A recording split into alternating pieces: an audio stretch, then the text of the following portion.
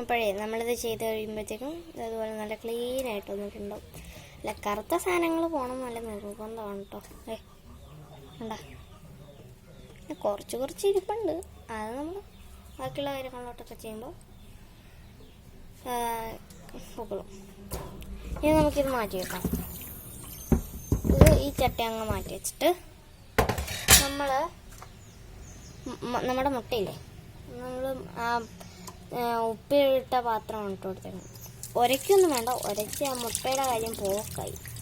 ഇതുപോലെ അങ്ങനെ കഴുകിയെടുക്കാം. ചിലപ്പോൾ ഇത് വറക്കല്ലെങ്കിൽ വെക്കണം. ഗ്യാസ് വെച്ചിട്ട് കഴിഞ്ഞിട്ട് ഞാൻ പിന്നെ മുട്ടയൊന്നും തിന്നാറില്ല. എൻ്റെ പാറുമാണ് തിന്നാറുള്ളത്. എനിക്കിങ്ങനെ ഇഷ്ടമല്ല. ഞാനിത് വറുത്തിട്ട് തിന്നണം മാത്രമേ കണ്ടു, വെച്ചിട്ട് തിന്നണം അറിയത്തില്ല.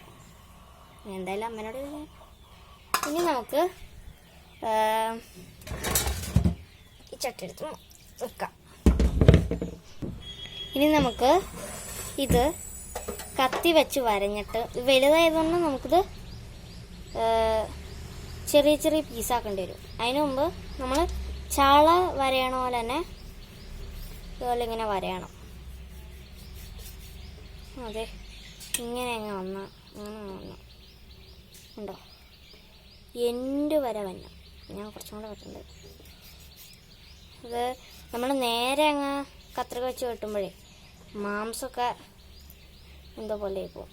അങ്ങനെ ആവാതിരിക്കാനാണ് നമ്മൾ ഇതുപോലെ ചെയ്യണം.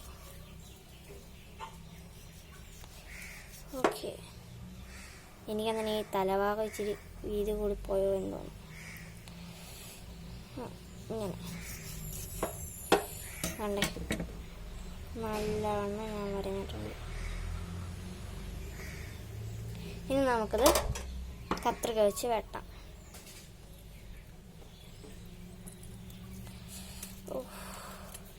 ഉണ്ടാ നേരെ അങ്ങ് വെട്ടുകയാണെങ്കിൽ ഇതുപോലെ കറക്റ്റായിട്ട് വരത്തില്ല. അതുകൊണ്ടാണ് ഞാൻ മറ്റേ ഇതുപോലെ ചെയ്യാൻ പറഞ്ഞത്. നമുക്കിതാ 3 പീസ് കിട്ടിയിട്ടുണ്ട്. അതുപോലെ നമുക്ക് എല്ലാം 3 അല്ല കേട്ടോ, 4 പീസുണ്ട്. നമുക്കിത് എല്ലാം ചെയ്തിട്ട് കാണിക്കാം.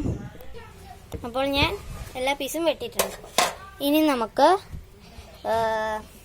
എന്ത് ചെയ്യണം,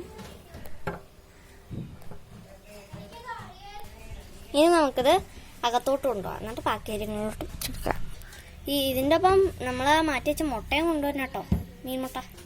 ഇനി നമുക്ക് ഇത്രയും പുളി, ഇങ്ങനെ ഈ പുളിയുടെ പേരെന്താ, നമുക്ക് ഈ കുടംപുളി കഴുകി കാണിക്കാം. അപ്പോൾ ഞാൻ നന്നായിട്ട് കഴുകി എടുത്തിട്ടുണ്ട്.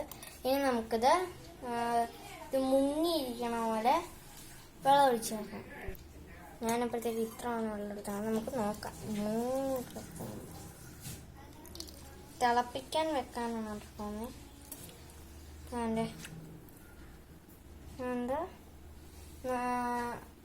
ആവശ്യത്തിന് വെള്ളമുണ്ട്. ഇനി നമുക്കിത് സ്റ്റവിലോട്ട് കത്തിക്കാൻ വെക്കാം. ചെറിയ പാത്രം വെക്കാനായിട്ട് ഞാൻ ഇതുപോലത്തെ ഒരു സാധനമാണ് വെച്ചേക്കണേ. നിങ്ങൾക്കിതുണ്ടെങ്കിൽ ഇതുപോലെ വെക്കാം.